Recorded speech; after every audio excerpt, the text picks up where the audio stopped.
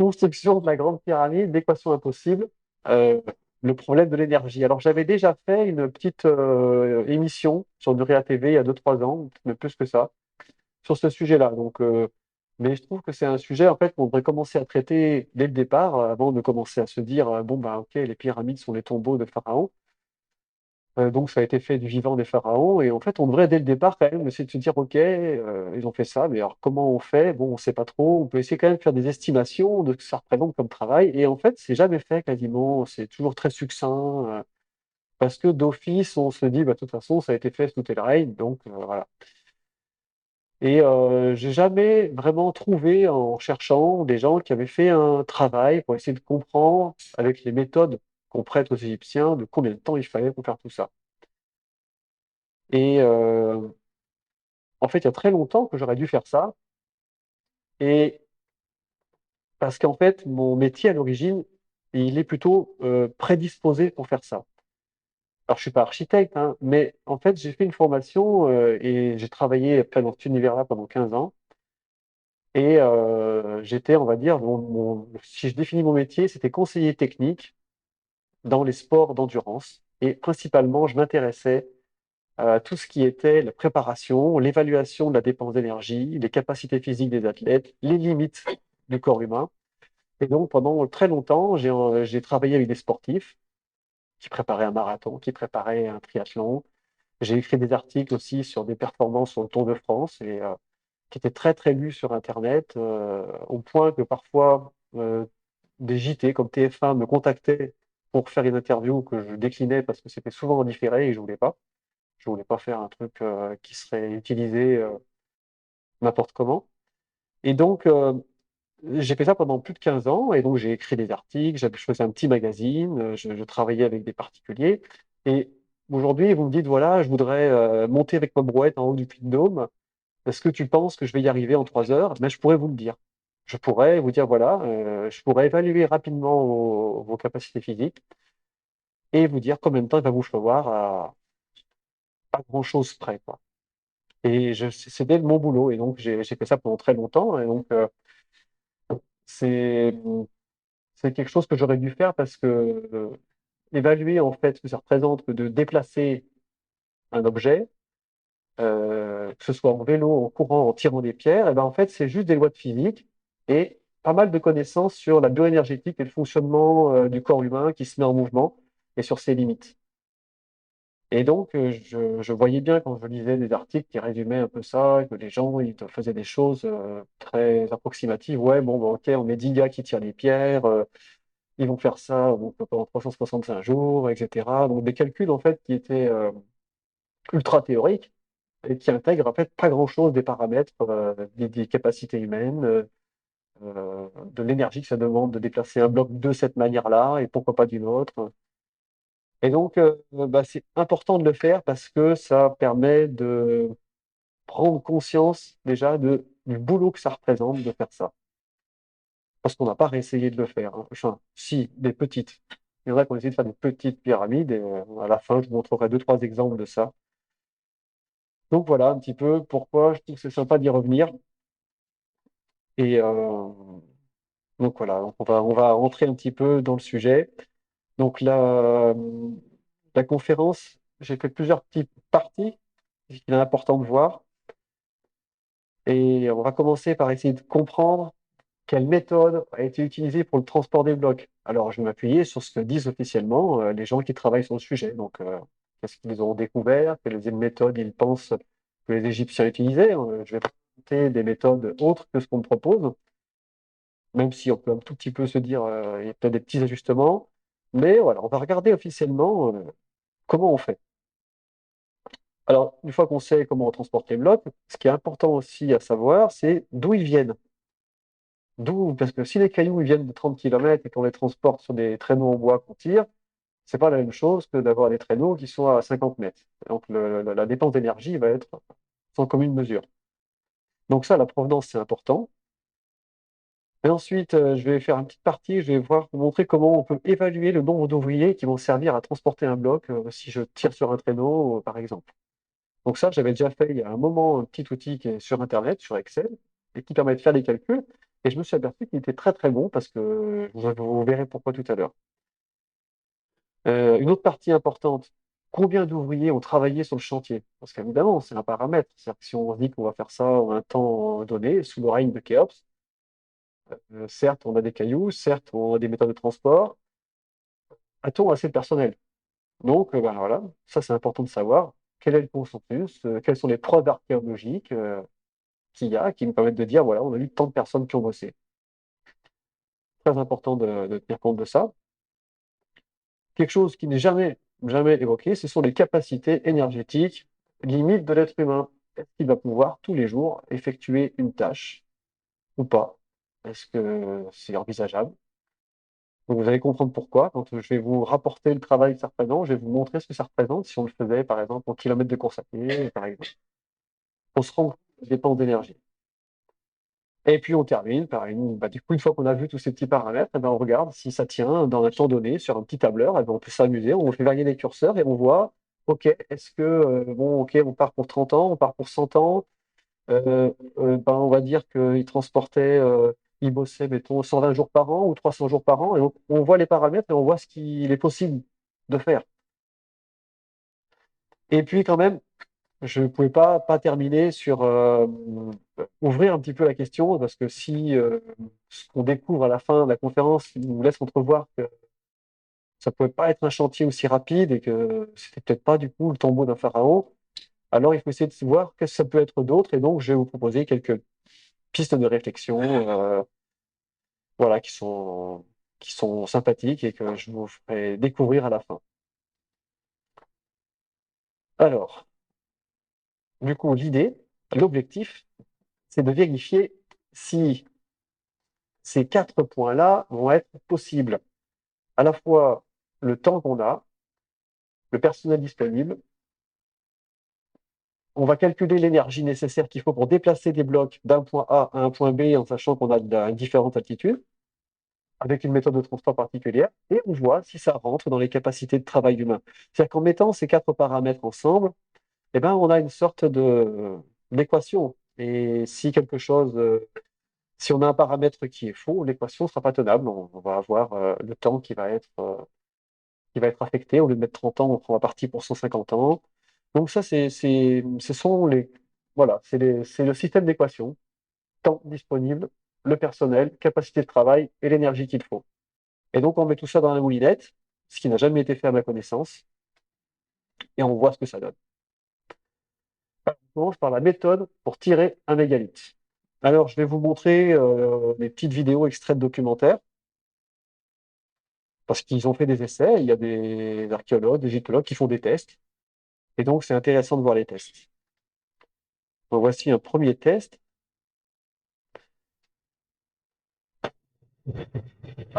Pour en avoir le cœur net, Adel Kelani va reconstituer cette étape du voyage. Les hommes se préparent à poser la pierre sur le traîneau.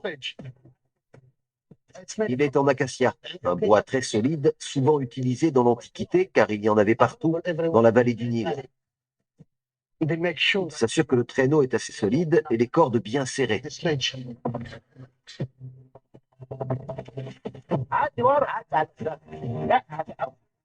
Ils doivent faire très attention avec cette pierre car elle est très lourde.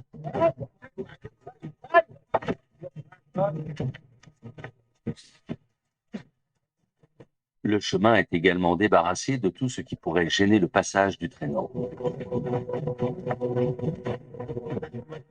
40 hommes sont réquisitionnés pour tirer le bloc le long de la pente. Les ouvriers sont prêts pour la dernière étape.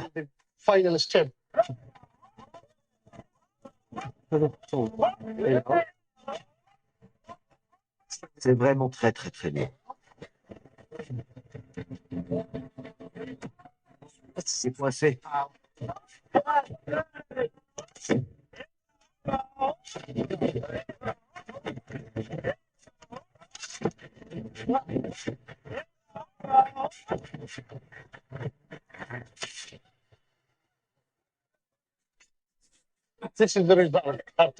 Voilà le résultat quand on essaie de tirer une pierre très lourde avec ce genre de corde. Les cordes ne sont pas assez solides pour tirer le traîneau sur un chemin en pente avec du sable. Adel Kelani n'est pas plus avancé. Donc voilà un premier essai. Euh, alors ils ont refait un essai après parce que vraiment, effectivement, on pose un traîneau en bois. Alors, on n'est pas au ski en fait, hein, ça va pas glisser comme sur la neige. Donc il est posé sur du sable et sur du sable, tirer un traîneau en bois, le coefficient de frottement du traîneau en bois qui s'enfonce dans le sable, eh ben, c'est costaud, quoi, hein. C'est pas tirer une voiture qui est posée sur le bitume avec ses pneus gonflés à bloc. Et résultat, bah, effectivement, oui, ils sont 40, ils tirent, il y a un peu de pente, c'est le long de la chaussée processionnaire là, de Kefren, et en fait, ils ne bougent pas, quoi. Et ils finissent par casser la corde, et là, hop, ça suffit pas. Et donc, ils vont essayer après, ben, du coup, ils vont mettre les traverses en bois, et ils vont mettre des petits rondins, et là, ils vont parvenir à bouger, donc de manière très laborieuse, mais ils vont réussir à avancer, quoi, ce coup-ci, de manière très très lente. Et donc, voilà, donc, ils ont fait comme ça, mais est-ce que vraiment on a des preuves qu'ils ont fait utiliser des rondins en bois, qu'ils ont fait rouler comme ça, bois sur bois? Est-ce qu'on a des éléments de ça, en fait? Et donc, en cherchant un peu dans la documentation, des égyptologues qui ont travaillé sur les méthodes de transport, on s'aperçoit, donc là j'ai trois auteurs quand même très importants, qui ont beaucoup travaillé sur ces questions-là: Simon Delvaux, Jean-Claude Goyon, Jean-Claude Goldwyn. Et j'ai mis en jaune, on peut lire ici, ils mettent non seulement les représentations connues, il ne figure aucun système de déplacement sur des rouleaux de bois, comme ceci est pratiqué de nos jours en Europe. Voilà, ici on en a un autre, c'est Simon Delvaux qui dit que pour l'Ancien Empire aussi, il confirme, il n'existe aucune représentation de transport d'objets sur un véhicule à roues.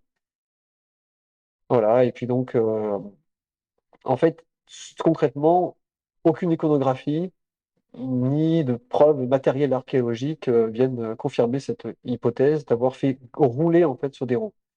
Et des traîneaux en bois, par contre, ont été retrouvés. Ils datent à peu près de moins 1800, donc ils ne sont pas de l'époque contemporaine des grandes pyramides, hein. Oui, les plus anciens auraient été trouvés, ils ont 700 ans après les constructions théoriques des pyramides. Par contre, ils ont effectivement un peu plus d'iconographie, donc sur les transports des blocs sur des chariots qui vont faire glisser. Donc ça, c'est une autre image. Donc c'est Marc Lenner, donc qui montre en fait comment est-ce qu'on achemine les blocs quand il faut les monter. Ben, en fait, on fait des rampes qu'on remplit avec des cailloux et pour que ça tienne, parce que quand on fait glisser un bloc de 1,5 tonnes, en fait, si vous mettez du sable, ça va s'affaisser rapidement. Donc il faut faire de la maçonnerie pour que ça pas que ça s'effondre. Donc là, il montre un exemple. Alors c'est pas sur une pyramide, hein, c'est sur un petit temple. Je sais pas exactement où c'est, mais il montre son exemple dans le documentaire. Il montre, voilà, il dit voilà, on tirait les blocs comme ça et on les ramène en position. Voilà une autre image. Alors celle-ci, c'est pas près des pyramides, c'est sur une carrière d'Albâtre où récemment il a été découvert une sorte de route comme ça qui a été taillée dans le sol et où il y a une reconstitution proposée qui consiste à expliquer qu'on a fait glisser le traîneau, voilà, et que peut-être des gens utilisaient des systèmes avec des cordes et des poteaux pour tracter en même temps que d'autres tiraient. Donc ça, c'est une réflexion. Alors, utiliser des systèmes avec des poteaux ou des poulies, ça peut faciliter le travail, mais ça ne va pas modifier la quantité d'énergie nécessaire. Hein, la quantité d'énergie nécessaire, c'est vrai, avec un bras de levier, je peux réussir à lever des choses. Mais je lève tout par petits morceaux. Donc la quantité d'énergie que j'utilise, elle ne change pas. Donc souvent, c'est important de préciser ça, parce qu'il y a des gens qui pensent que parce qu'on lève super facilement avec un pied de biche, ah super, je lève la pierre facile, c'est super simple. Oui, mais avec le pied de biche, je vais la lever de 5 cm. Et l'énergie qu'il vous faut pour la montée d'1 mètre, il va falloir en mettre du pied de biche. Et la quantité d'énergie, quoi qu'il arrive, elle ne va pas varier que vous preniez un pied de biche ou que vous la preniez comme ça, comme Obélix, que vous la posiez sur votre table. Donc voilà, ça c'est le même principe. Alors dans ce schéma, il est précisé quelques hypothèses, notamment des hypothèses qu'on aurait utilisé des traverses en bois, qu'on aurait mis perpendiculaires au traîneau, et qu'on aurait éventuellement humidifié pour que ça glisse mieux.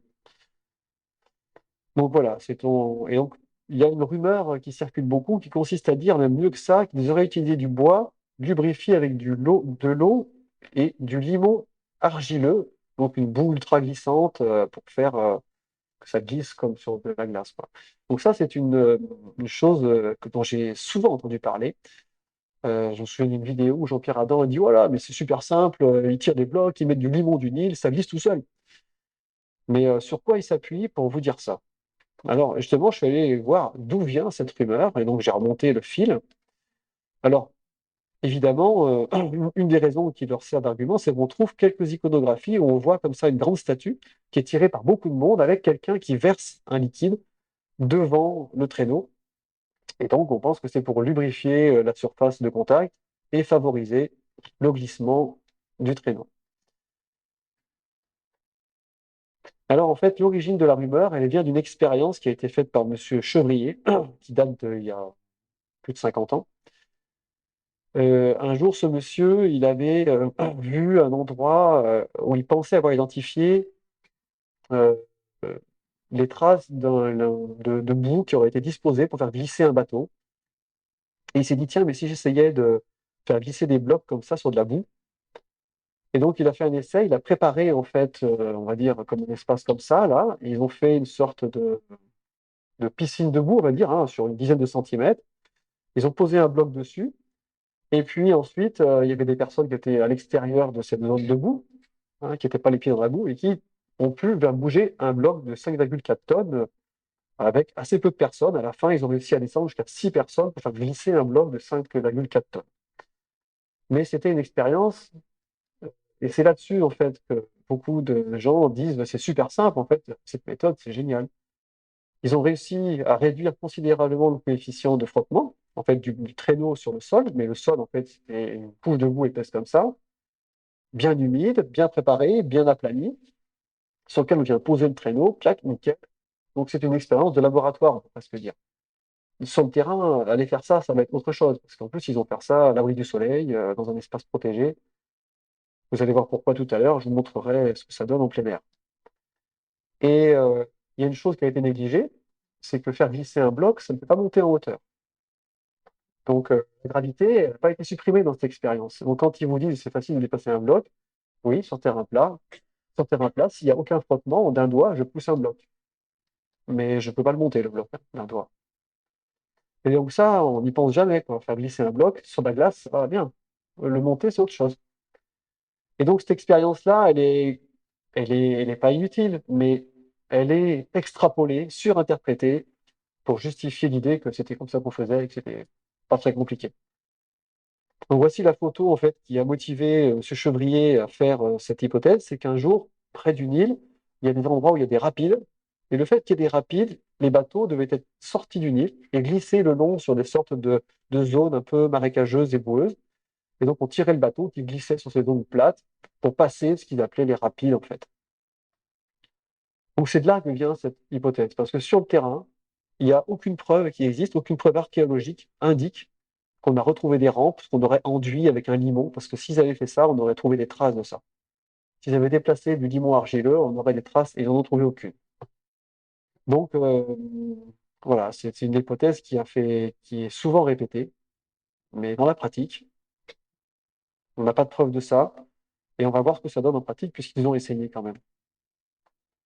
Donc voilà, l'hypothèse de l'argile, je vous propose de voir, parce que il y a quelques années, il y a donc Pierre Tallet avec Franck Burgos, le tailleur de pierre, qui ont fait un essai, et on va voir ce que ça donne. Quoi? Nouvel essai, ils essaient de remplacer le sable par de l'argile. Alors, il est incroyable. Le traîneau, il bouge pas. Et alors? Il est collé. Quand on met de l'argile un peu humide, qui est supposée lubrifier le système, le bloc bouge plus. En fait, On va devoir donner. putain.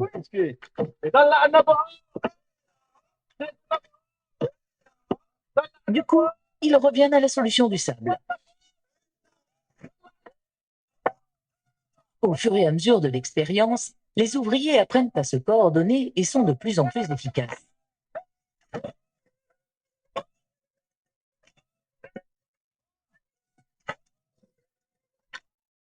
Ils atteignent le camp en fin d'après-midi, 300 mètres après leur point de départ. Mais que peut-on conclure de ce début d'expérience archéologique pour le chien? Ça, je vous le donnerai après cet extrait, la suite, là. Donc vous avez vu, en fait, ce qui s'est passé, c'est que en fait, utiliser une boue humide, en fait, en plein air. Donc là, ils sont au mois d'avril, donc ils ne sont pas pendant l'été. En fait, très rapidement, en fait, ça sèche, puis ça fait une sorte de ciment qui vient coller les deux morceaux de bois et ça bouge plus. Donc voilà, donc c'est peut-être pour ça que les Égyptiens n'ont pas utilisé et qu'on n'a aucune preuve archéologique, parce que visiblement, ça n'a pas l'air de fonctionner. Vous avez vu que c'est laborieux, hein. Alors, les 300 mètres, c'était pour ils ont mis une journée à le faire. Dans l'expérience qu'ils ont fait là, ils ont mis une journée pour faire 300 mètres en légère descente. Ça descendait très légèrement, ouais. C'était pas en pente, c'était très légèrement descendant. C'est dit dans le documentaire, quoi, que c'est en descente et voilà. Euh, donc voilà, du coup, sur les méthodes de transport, ce qu'on officiellement, si on regarde ce qui est comme les preuves archéologiques, globalement, ce qu'en disent les égyptologues, c'est qu'il n'y avait pas de rondin, pas de roue pour faire rouler les traîneaux. L'emploi d'un lubrifiant, c'est une hypothèse qui est attestée par des preuves iconographiques. Et globalement, ce que dit Simon Delvaux, c'est que de l'emploi d'eau, il l'a observé sur 9 exemples sur les 42 schémas qui montrent des Égyptiens transportant des charges lourdes. Donc il en a recensé 42 dans toute la documentation égyptienne qu'on a, donc c'est pas énorme. Seulement dans 9 cas, on voit un lubrifiant utilisé et uniquement pour des statues, pas pour des blocs de pierre. C'est-à-dire que les exemples qu'ils ont avec des blocs de pierre, à aucun moment sur les dessins qu'ils ont, ils voient des Égyptiens mettre un liquide pour lubrifier le traîneau.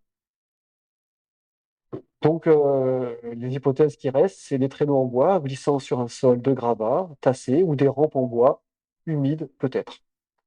Voilà à peu près, quand on essaie de voir, se pencher sur comment on faisait, ben voilà ce qu'il en ressort. Bon, du coup, on est quand même assez avancé parce que, en fait, le coefficient de frottement du bois sur le bois, on le connaît, c'est assez bien connu, c'est documenté.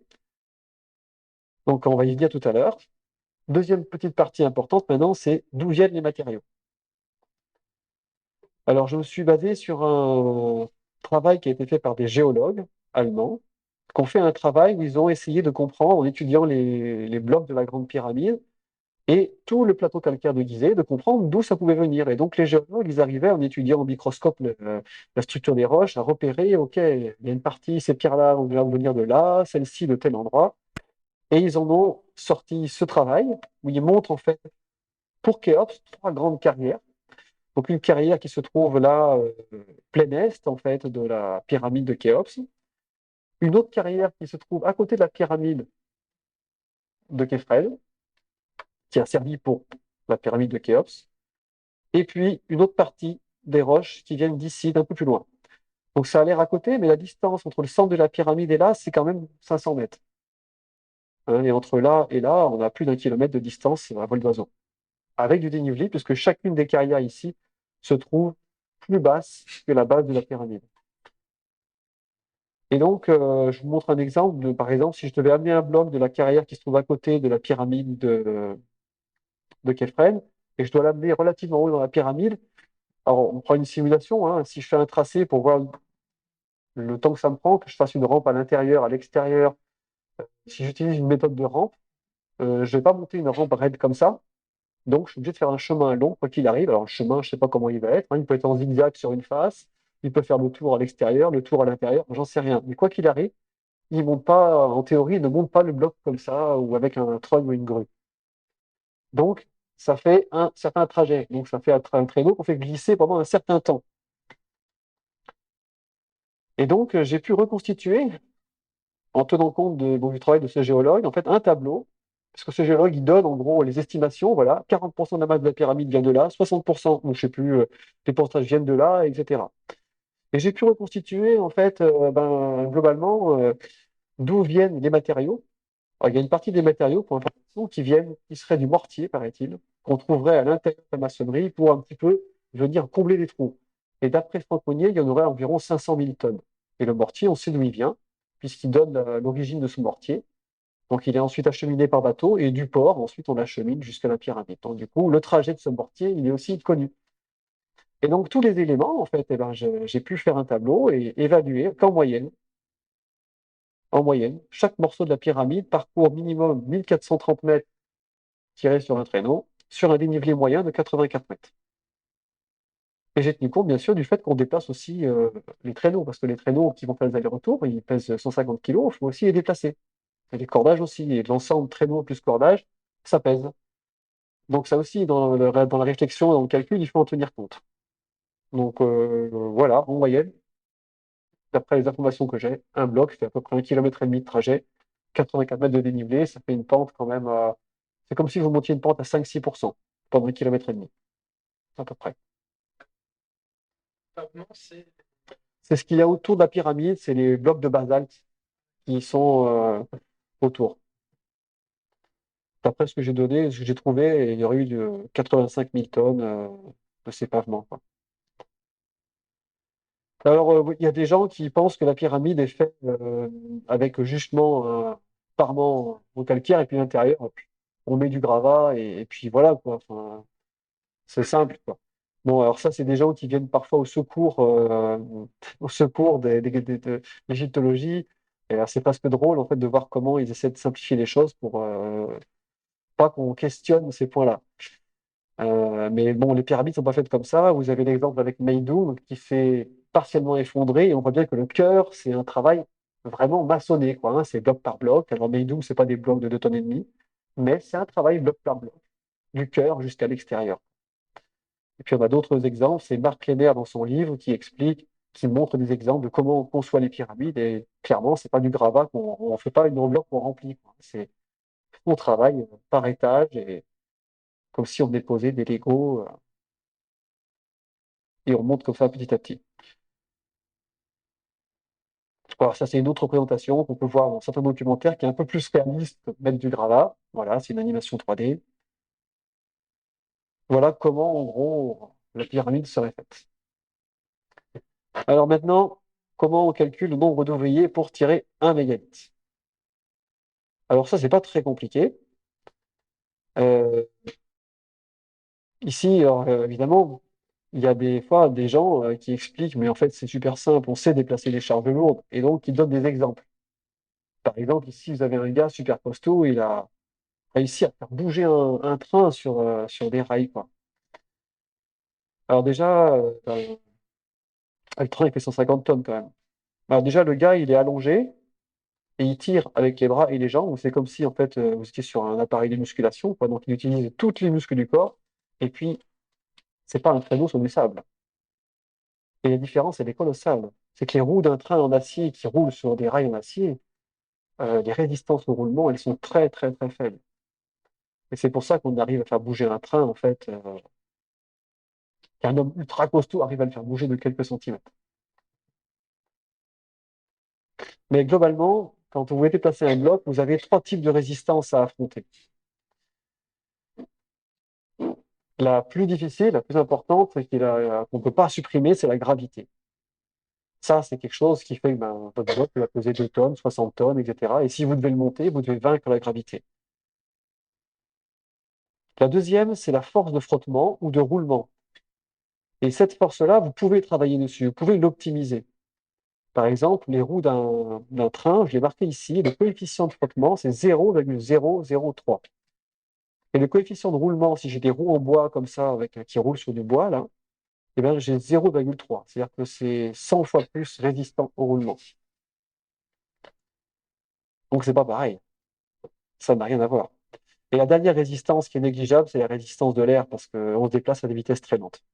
Voilà. Si on était dans des fusées, c'est pas autre chose. Mais vu la vitesse à laquelle on se déplace, la résistance de l'air est négligeable. Et donc, le seul point où on peut travailler, c'est la résistance au roulement ou au frottement, selon qu'on prenne des roues. Ici, je vous donne un ordre d'idée de ce qu'un être humain est capable de faire. En fait, dans cette action, il consiste à tracter quelque chose. Si je tire un jeu à la corde, si on est chacun d'un côté de la corde, on va tirer comme ça. Globalement, on peut réussir à développer jusqu'à 700 newtons, mais sur un temps ultra court, quoi, sur un effort extrêmement intense. Mais globalement, déplacer en longue distance, ouais, 200, 300 newtons, ça peut peut-être s'envisager. Alors j'ai ici un appareil qui peut servir à faire une simulation. Donc si quelqu'un veut faire un petit essai, on peut le faire, même si vous ne le faites pas, ça vous permet de voir en fait l'effort qu'on fait. Donc s'il y a bien un volontaire qui veut essayer, on va appliquer 300 newtons sur l'appareil. Tu veux essayer, Jean-Christophe? T'as pas mal au dos? Ça va? Écoute, on va faire un essai, écoute. Donc ça, en fait, c'est ni plus ni moins qu'une sorte de grosse balance.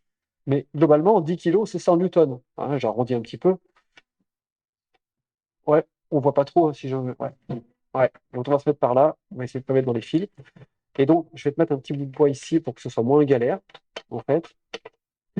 Et donc, là, on est à 0 newton parce qu'on voilà, on tire pas, quoi. Ouais. Mais globalement, on va essayer de faire, allez, là, on monte, on est à 200, on n'est pas encore à 300. Là, on est à 300 newtons.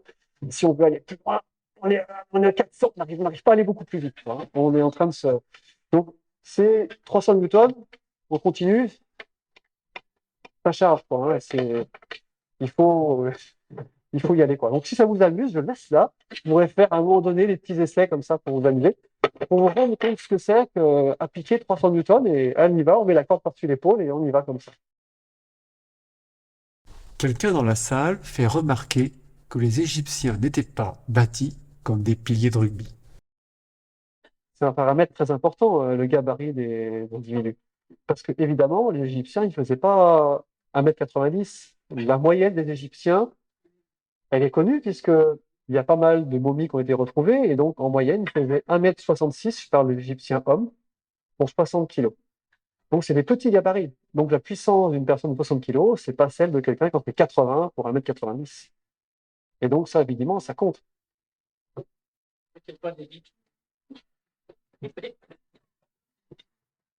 Euh, donc le coefficient, pour que vous puissiez comprendre ce que c'est, je vous explique. Imaginons que l'on pose un bloc de 100 kilos. Voilà. Donc 100 kilos, en fait, un newton, c'est 100 grammes à peu près, hein, je schématise, mais globalement, 100 kilos, c'est équivalent à une force de 1000 newtons qui serait appliquée sur mon système. Eh bien, si je me mets à tirer comme ça, je commence à appliquer la force, ça bouge pas, ça bouge pas, puis d'un seul coup, à 300, ça y est, il commence à bouger. Ben, globalement, si je mets 300 newtons de force, que j'arrive à bouger ma charge de 1000 newtons, ben, c'est le rapport entre 1000 et 300 qui donne ce coefficient de frottement de 0,3. C'est comme ça qu'on l'obtient. Donc le train, c'était 0,003. Donc si ces 100 kilos sont posés sur des rails, évidemment, les faire bouger, ça va me demander 3 newtons, quoi. 3 newtons, 300 grammes, quoi. Ça relaxe. On peut tous le faire. Donc c'est pour ça que cette histoire du coefficient de frottement, c'est très important. C'est la seule chose sur laquelle on peut travailler pour optimiser le travail, le transport des blocs. En sachant que là, du coup, on ne réduit pas la gravité, hein. S'il faut monter, il faut monter. Et ensuite, donc, alors, autre petit détail, hein, pas négligeable, c'est que si je mets 300 newtons, mon bloc il est au sol et que moi je tire comme ça, il y a une partie des forces qui ne sont pas orientées pour avancer, il y a une partie des forces qui sont vers le haut. Donc là, le rendement mécanique, il n'est pas top en fait. Donc les blocs de la pyramide, ils ne sont pas posés sur des traîneaux à hauteur d'homme, à hauteur d'épaule. Ils sont posés au niveau du sol, et puis les cordages sont au milieu du bloc, donc à peu près à 60 cm du sol. Et puis nous, on a la corde là ou là, mais on a un petit delta, et bien ça, sur la mécanique, ça compte. Et ensuite, ben, pour calculer la quantité d'énergie, il n'y a que deux équations à utiliser. C'est qu'une force que vous appliquez. Vous la multipliez par la vitesse de déplacement et vous allez avoir la puissance. Hein, j'ai une force, 300 newtons, je me déplace à 3 km/h, je multiplie ça, j'obtiens la puissance en watts. Et pour connaître l'énergie, je multiplie tout simplement la puissance par le temps. Ça donne du kilowattheure, que vous connaissez sur vos compteurs électriques. Voilà. Donc c'est deux équations, en fait, toutes simples, deux formules de physique qu'on va appliquer et qui permettent d'évaluer la quantité d'énergie qu'il va falloir pour déplacer 2 500 000 blocs pendant 1 km 400 qu'on élève de 84 mètres en moyenne. C'est un calcul finalement assez simple en fait. Alors, des physiciens pourraient le faire et ils pourraient se dire ouais, mais en fait, ça va, c'est pas énorme. Mais vous allez voir qu'il y a un petit détail souvent qu'ils n'ont pas en tête, les physiciens. Donc 1 kWh, par exemple, c'est 3600 kJ, mais ça c'est pour la curiosité, 860 kilocalories. Ça on parle peut-être plus des kilocalories, c'est ce qui est marqué sur les emballages. Donc j'ai fait des tests, quand même, je me suis amusé avec cet appareil, j'ai fait des tests, hein. J'avais un chariot en bois, 86 kg, j'ai testé sur du gravat, testé sur des traverses en bois, sèches, humides, pour vérifier les données que j'avais trouvées sur Internet, du coefficient de frottement, et je suis arrivé à des résultats qui étaient similaires à ce que j'avais vu sur Internet. C'est-à-dire que sur du bois sec, ça glisse pas top. Sur du bois humide, c'est un peu mieux, et autour de 0,3. Voilà. Voilà les résultats de cette expérience. Je sais pas si j'ai pas fait ça pendant les premiers confinements. Alors l'autre aspect important qu'on néglige, effectivement, que des physiciens pourraient négliger, et qui est extrêmement important, c'est que le corps humain, lorsque vous le mettez en mouvement, il n'a pas un bon rendement en fait. En fait, quand vous faites un effort physique, quand vous allez lever une charge, il y a 80% de l'énergie musculaire, à peu près, qui part en chaleur. Seulement 20% qui va réellement servir de votre énergie biochimique, qui va servir à faire du mouvement mécanique. Et c'est pour ça que quand on se met à faire du sport, on a chaud, très chaud. Parce que le corps, tous les muscles qu'on met en jeu, font qu'on entre en surchauffe, donc il faut refroidir le corps. Le sang est envoyé à la périphérie, on se met à transpirer, et puis si ça continue dans la chaleur, on finit par s'écrouler, normalement. Et c'est aussi pour ça que quand on a froid, très froid, on se met à grelotter. Parce que le mouvement des muscles, en fait, qui fait qu'on tremble, c'est ce qui va réchauffer le corps. Quand on commence à entrer en hypothermie, naturellement, le corps, il déclenche des tremblements. Et ça, c'est vachement important, parce qu'un physicien, moi j'avais lu un jour un article où il estimait, ouais, mais c'est pas compliqué, ça fait tant d'énergie. Mais il avait totalement oublié ce point-là. C'est que c'est pas des machines qui ont un rendement de 100% qui transportent les blocs. C'est des humains. Oui, si c'était des animaux, ce serait pareil, le rendement est du même ordre. Et donc ça, c'est vraiment important, parce qu'entre l'énergie métabolique et ce que vous allez restituer, il y a une différence considérable. Alors, je prends deux exemples, la course à pied et le vélo. Alors, la course à pied, il y a un rendement mécanique qui est plutôt bon, bien qu'on avance moins vite qu'un vélo, mais c'est pour d'autres raisons, hein. C'est parce que le vélo, on est sur un appareil qui nous aide, on a des roues, mais musculairement, en courant, on a un relativement bon rendement parce que quand on court, en fait, on met les muscles et les tissus en étirement à chaque fois qu'on décolle et qu'on vient se reposer. Il y a une phase d'étirement, et quand on libère l'étirement, il y a de l'énergie élastique qui est restituée. Et donc, en courant, on a un rendement qui est correct, le rendement mécanique. Alors, en marchant, on perd cet avantage, parce que quand on marche, on décolle plus, on n'est pas en suspension dans l'air, et mécaniquement, en marchant, on revient sur un rendement qui est beaucoup plus bas. Et en vélo, le rendement de mécanique, il n'est pas très bon, parce qu'on est sur des mouvements de contraction qui sont continus, sans élasticité. Et en fait, plus on est sur des mouvements qui vont être lents, plus votre rendement musculaire il baisse. Si je me mets à un exercice que vous connaissez sûrement, à faire la chaise contre un mur comme ça, là, c'est sympa, j'ai les cuisses qui brûlent, mais je produis rien. Mécaniquement, zéro. Là, le rendement, c'est zéro. Pourtant, je dépense de l'énergie. Mais mécaniquement, il n'y a rien qui sort. Et donc, plus je vais dans des mouvements lents, plus j'ai un mauvais rendement. Donc, je ne sais pas si vous voyez où je vous amène, mais quand vous traquez les blocs, on n'est pas dans la course à pied. En fait, on est sur des mouvements lents. En fait, on est comme ça et on tire. On est sur des mouvements lents qui n'ont pas un bon rendement. Dans un pays très froid. Voilà. Donc, on a un rendement musculaire qui n'est pas bon du tout sur ce travail-là. Donc, on est vraiment pas bon niveau économie d'énergie pour déplacer des blocs avec cette méthode-là. Et quand au début, on le voyait faire Adel Kedami, ils avaient un rendement zéro, ça bougeait pas. Et ils étaient tous là à s'épuiser, mais ça bougeait rien. Il n'y a rien de bougeait, quoi. Mais globalement, ils ne peuvent pas dépasser un rendement de 20% avec cette méthode. C'est le maximum qu'ils peuvent atteindre. Pas possible d'aller au-delà. Et encore, je suis peut-être au-dessus de ce qui est correct. Et voilà, et après, ça c'est une estimation. Mécaniquement, un être humain en bonne santé doit pouvoir restituer 150 à 180 watts pendant quelques heures. Alors je vais y revenir un petit peu. Une question. Est-ce que 150 à 180 watts, c'est la puissance restituée? C'est ce qui reste, ouais. Voilà. Mécaniquement, c'est-à-dire que mécaniquement, sur un vélo avec un capteur de puissance, si je teste des gens, pendant quelques heures, ils vont pouvoir tenir 150, 180 watts, mais c'est déjà des gens qui sont en forme, quoi, hein. C'est pas sédentaire. Voilà, c'est des gens actifs, quoi, hein. Voilà. Nous, notre société moderne, on est plutôt sédentaire, mais des gens actifs, comme ça peut être le cas au Moyen Âge ou dans l'Antiquité, qui sont toujours à travailler dans les champs, ils sont quand même actifs en permanence. Ils ont globalement la capacité physique de faire ça, ce qui ne serait pas le cas aujourd'hui, là, en 2023. Si je prends un panel de 100 personnes, je serais très en dessous. Alors ça, c'est une petite vidéo qu'on a coupé tout à l'heure. C'est le bilan que fait Franck Burgos, en fait, de cette opération. Lors de ce début d'expérience archéologique pour le chantier de la pyramide de Khéops. Pour faire un rapprochement par rapport aux pyramides, moi je pense que on peut tabler sur 35 mètres à l'heure. Ouais. 35 mètres à l'heure pour un bloc de cette dimension. Et ça, ce serait peut-être l'estimation la plus pessimiste. Je pense qu'eux, ils étaient beaucoup plus rodés, ils avaient une technique beaucoup plus fonctionnelle qui leur permettait certainement d'aller plus vite que ça. Voilà, donc à la fin, il fait son premier bilan, donc il estime qu'il y a 35 mètres à l'heure. Donc, on a vu, c'était 1 km 430, 30 heures, quoi, avec cette méthode-là. Donc en fait, dans le film, on sent bien quand il dit ça, même lui, je pense qu'il sent que ça cloche. Et d'ailleurs, ils vont revenir l'année suivante parce qu'ils se disent, non, mais en fait, ils ont dû refaire des petits calculs. Ils se sont dit, non, mais 35 mètres à l'heure, c'est pas possible, quoi. C'est pas possible.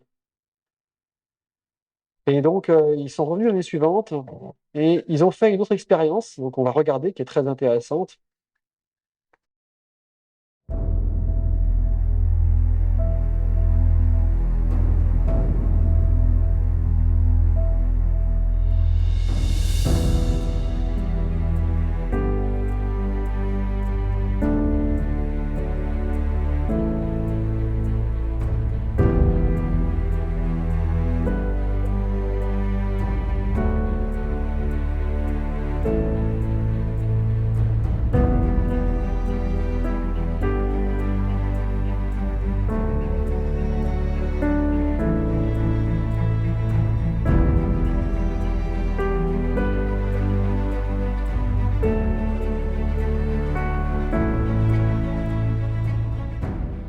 Voilà, donc ça, c'est une expérience qui est intéressante parce que là, effectivement, ils arrivent à bouger le bloc.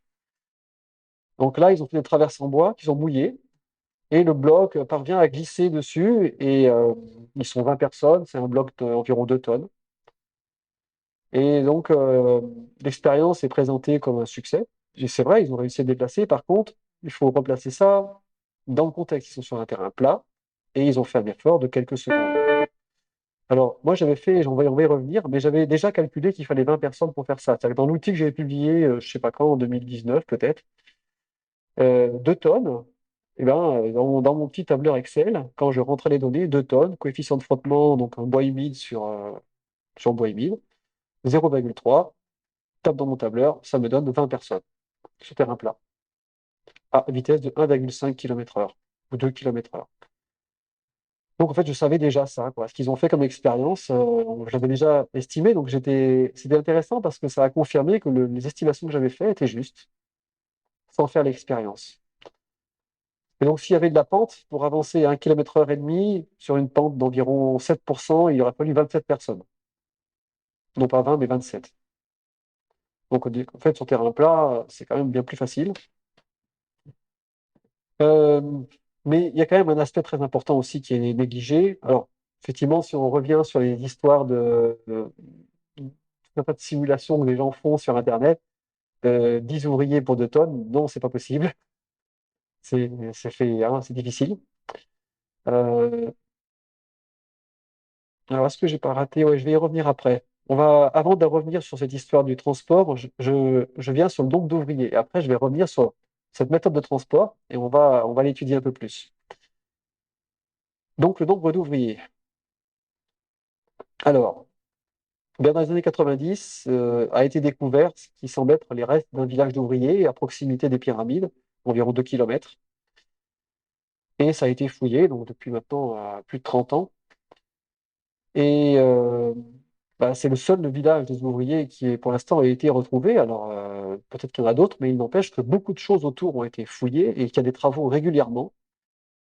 Et à Rome, à chaque fois qu'on fait des travaux, on tombe sur quelque chose, hein. À Rome, quand ils font des travaux pour le métro, pour quoi que ce soit, ils tombent sur des restes romains.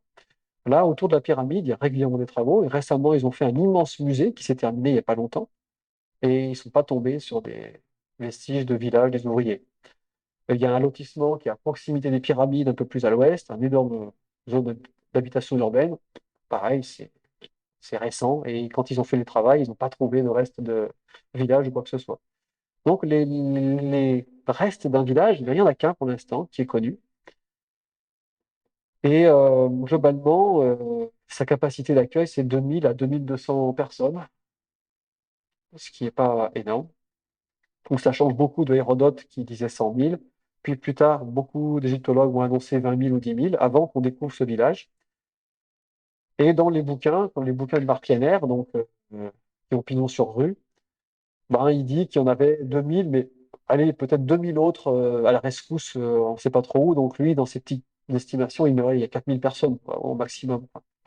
Donc Marc Lenner, c'est pas quelqu'un que je sors du chapeau, quoi. Officiellement, on va pas me dire que j'ai choisi. C'est quelqu'un qui défend l'idée que ça a été fait comme ça, quoi. Et puis il a fait une idée ultra implantée en Égypte auprès de Zahi Hawass. On le voit dans quasiment tous les documentaires. Donc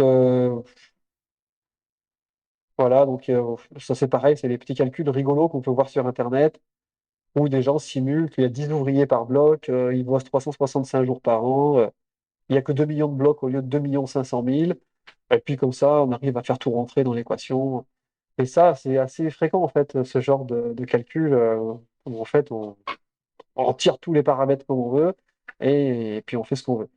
Mais dans la pratique, ça c'est irréalisable en fait, ce qui est présenté là. Nombre d'ouvriers, ben, je vous montre quand même ce qui est dit dans un documentaire récent avec Pierre Tallet. But the organization of work L'organisation du travail décrite ici est la même que sur le chantier de la Grande Pyramide. À l'époque de Merer, le responsable des opérations est un certain Ankaf.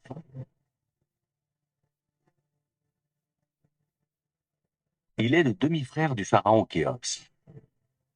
Ankaf a divisé la force de travail en groupes de 40 hommes, appelés des tribus. Merer est à la tête de l'une d'entre elles. 4 tribus forment une équipe de 160 ouvriers d'élite. Toutes ces équipes réunies constituent une force de travail considérable, estimée à 2000 hommes au moins. Chaque tribu présente sur le chantier a un rôle précis en matière de construction ou de transport.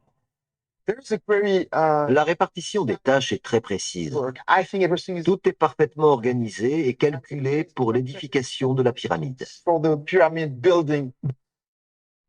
Donc voilà, dans 100 grands formats, en gros, c'est 2000 ouvriers quoi, qui sont proposés. Donc c'est un documentaire récent, qui a quelques années. Et en fait, on n'a aucune preuve archéologique qu'il y avait plus de monde que ça, quoi, puisqu'on n'a pas de traces quoi, qui vont au-delà de ces nombres-là.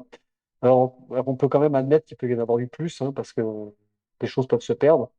Mais dire 20 000, par exemple, c'est pas possible. Et je me souviens avoir vu un jour une conférence sur Internet d'un égyptologue belge, je crois que c'était Monsieur Tabouri, je crois, et qui expliquait qu'il y avait peut-être 18 000 personnes. Alors du coup, j'ai envoyé un petit mail pour dire, mais où est-ce que vous avez comment vous savez ça? Quelles sont les sources, les preuves? J'ai jamais eu de retour. Alors peut-être qu'il n'a pas lu le mail, mais j'ai fait beaucoup de recherches. J'ai jamais trouvé quelqu'un qui soutienne qu'on ait les preuves d'autant de monde. Alors là, on vient maintenant un petit peu à la capacité de travail humaine. Et donc, je vais vous donner quelques informations de physiologie humaine et qu'on va mettre en relation avec l'expérience qu'on vient de voir des traîneaux qui a bien glissé sur les traverses en bois. Eh bien, il y a quand même quelque chose qu'il faut bien comprendre et que vous avez sûrement déjà tous senti, c'est que quand on se met à monter l'escalier, on monte l'escalier, on arrive en haut, ça a duré quelques secondes, on n'a pas eu le temps d'avoir mal aux jambes, on n'a pas eu le temps d'être essoufflé. Parce qu'en fait, on utilise la filière énergétique qu'on appelle le anaérobie alactique. Ça veut dire qu'en fait, quand vous démarrez un effort de quelques secondes, votre corps n'a pas besoin d'oxygène. Il a déjà, je dirais, un système biochimique qui lui permet de produire tout de suite de l'énergie et à un très très grand débit. Et ça va durer quelques secondes. En quelques secondes, vous pouvez faire la bouche fermée, vous n'allez pas avoir mal aux jambes. C'est pour ça qu'on dit aussi alactique, parce que c'est une filière énergétique qui ne produit pratiquement pas de déchets. Donc, du coup, on n'accumule pas de fatigue si on fait des efforts très courts ou très peu de fatigue. Et cette filière-là, énergétique, c'est celle qui est mise en œuvre dans l'expérience qu'on a vue là, où pendant 10 secondes, ils vont tirer le bloc, en fait. Mais si je me mets à monter des escaliers pendant 30 secondes, 1 minute, et que je monte vite, les marches 2 par 2, rapidement, je vais avoir les cuisses qui vont gonfler, je vais commencer à être essoufflé. Et au bout de quelques minutes, si je suis parti trop vite, j'explose. En fait, je suis obligé de. Hein, je m'arrête, je ralentis l'allure et je me mets à monter les marches une par une parce que je suis parti trop vite et qu'en fait, notre métabolisme tel qu'il fonctionne, on est capable pendant quelques secondes de produire 1000 watts, 1500 watts. Si on nous demande de faire 5 minutes à fond, les gens un petit peu entraînés, habitués par du sport, ils vont pouvoir sortir plus que 250 à 350 watts. Et sur quelques heures, la puissance, elle va chuter encore, parce qu'on est vraiment dans la filière aérobie. Il faut qu'on ait de l'oxygène en permanence. Et donc, globalement, si vous arrivez à faire 150 à 200 watts mécaniquement pendant quelques heures, c'est déjà super. Pour vous donner une ordre d'idée, 150 à 200 watts sur un vélo de route, un bon vélo de route, hein, pas sur un VTC, sur un vrai vélo de route, sur terrain plat, vous pouvez faire 120 à 140 km à 30-35 km/h, voilà, c'est pendant 4 heures, quoi. Donc c'est à peu près sur terrain plat, hein. Et en course à pied, 40 km à 10 km/h. Ça, c'est des choses qui sont, je dirais, une moyenne des limites humaines qu'on peut soutenir avant d'arriver à épuisement. Parce qu'au bout de 40 km à 10 km/h, la plupart des gens, en fait, arrivent à un épuisement parce qu'on on se déshydrate, parce qu'on épuise complètement les ressources énergétiques. Alors, quand on est entraîné, on le fait, et ça va, quoi, si on a la condition, mais on ne le fait pas tous les jours. On ne le fait pas tous les jours. Moi, j'ai fait des courses à pied jusqu'à 50 km, et ouais, ok, bien préparé, je le fais, quoi. Mais derrière, je mets une semaine avant de les recourir, par exemple, parce que je me suis complètement cramé, quoi. Et en plus, quand on va faire du vélo ou de la course à pied, on est dans des bonnes conditions ergonomiques. C'est-à-dire que globalement, sur un vélo, on est bien calé, la bonne hauteur de selle, c'est confortable. Euh, Tirer un traîneau pendant 4 heures, c'est pas du tout ergonomique. Parce que vous avez passé votre temps avec les méthodes qu'on vous propose, en fait, à exercer une force colossale au niveau du bassin, vous poussez, et puis une autre force, si vous mettez la corde au niveau de l'épaule, sur le haut de la colonne. Donc votre colonne vertébrale, elle est en permanence en train de subir un cisaillement. Et si vous faites ça, à mon avis, rapidement, vous allez avoir des grosses blessures vertébrales qui seront irréversibles. Parce que quand vous commencez à abîmer les disques latéraux, c'est mal barré. Donc, d'un point de vue ergonomique, les méthodes proposées, elles ne sont pas tenables. Vous ne pouvez pas faire ça tous les jours, c'est pas possible. Vous êtes certain qu'au bout de quelques jours, vous avez mal au dos et au bout de quelques semaines, vous avez une blessure irréversible si vous faites ça tous les jours. Surtout pieds nus en sandales et sans gants sur les cordes. Je pense que ça va brûler un peu les mains au bout de. Donc ça, si, c'est quand même pas négligeable, quoi, hein. Les conditions ergonomiques pour faire un effort, c'est important, quoi. Moi, il ne me viendrait pas à l'idée de demander à des gens on va faire ça, on va transporter, on va faire des gros chantiers tous les jours, on va tirer les blocs comme ça, avec une corde qu'on met par-dessus l'épaule et on y va, quoi. C'est pas du tout. Normalement, un bon coach, un bon entraîneur, un bon préparateur physique, il ne vous ferait pas faire ça. Parce qu'il sait que vous allez partir au casse-pipe au niveau biomécanique, c'est pas du tout possible. C'est possible, mais pas longtemps. Donc ça, c'est quelque chose qui est pas dont on ne tient pas compte parce que dans l'expérience qu'on a vue, ils font un effort pour quelques secondes. Et donc on voit bien que les ouvriers, en fait, ils trottinent, ils courent, ils mettent toute la gomme, en fait. Et si je leur demande de faire ça pendant 3 km, ça va pas être la même. Ils ne vont pas aller à ce rythme-là. Que sait-on de l'état de santé des ouvriers? A-t-on des éléments à ce propos? Et il y a les ouvriers, si sur le chantier des pyramides, ils ont retrouvé effectivement des ossements a priori, et ils disent qu'ils sont plutôt en bonne santé. Et que quand il y a des fractures, ils sont soignés, parce qu'ils ont des fractures où ils voient qu'il y a une résorbation des fractures. Mais ils ne sont pas fracassés, quoi, les ouvriers. Officiellement, les ouvriers, ils sont bien nourris, bien logés, on en prend soin. Voilà, c'est pas des gens qu'on amène à l'abattoir. Aujourd'hui, c'est plus du tout comme ça que les égyptologues voient les choses, quoi. C'est pas des esclaves, c'était volontairement des gens qui, pour la grandeur du pharaon, pendant l'été, pendant les crues du Nil, vont participer au chantier. Alors, pas forcément une forme de corvée, mais parce qu'a priori, ils y seraient allés avec plaisir pour faire ça, hein. C'est comme ça que ça est présenté dans la plupart des documents d'histoire qu'on propose aujourd'hui. Euh, donc voilà, donc je pense que si vous faites 4 heures par jour comme ça, Vous avez fait le Tour de France au bout de 3 semaines pratiquement, hein. Quelqu'un a demandé pendant combien de temps est-ce qu'on peut tenir un rythme de 4 heures à cette intensité tous les jours? Dans la durée, à mon avis, au bout de 3-4 semaines, on est vraiment épuisé, quoi. Vraiment épuisé.